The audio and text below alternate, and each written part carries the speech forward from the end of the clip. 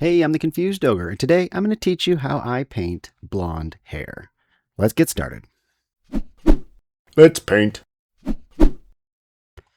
Now for this face, I've already painted him with the warm flesh tones. If you want to see how I do that, go check out my video on warm flesh.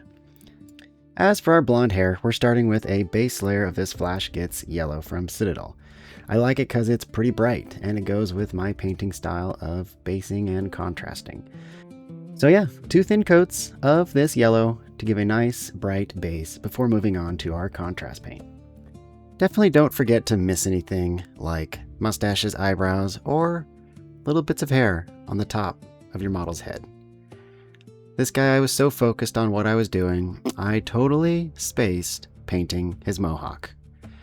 I figured it out when I went to do the shading oil step and had to go back and touch it up, as you'll see in a little bit.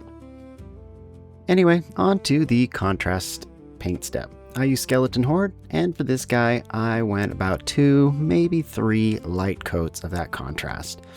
Too thick, and it just leaves a bunch of splotchy areas when it dries. So, make sure, thin it up, and be patient. Off camera, I hit the little metal bits before doing the Nuln Oil.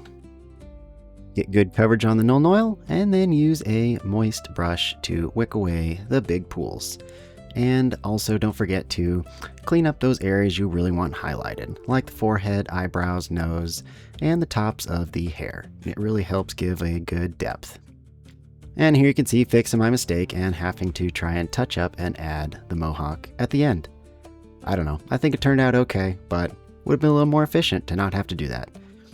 In any rate, here we go. Blonde hair on top of the warm flesh. Hope you guys liked it, hope you had fun, and hope you give it a shot. Tell me what you think. It's definitely not the most detailed, but does the trick for tabletop quality miniatures. Until next time, see ya!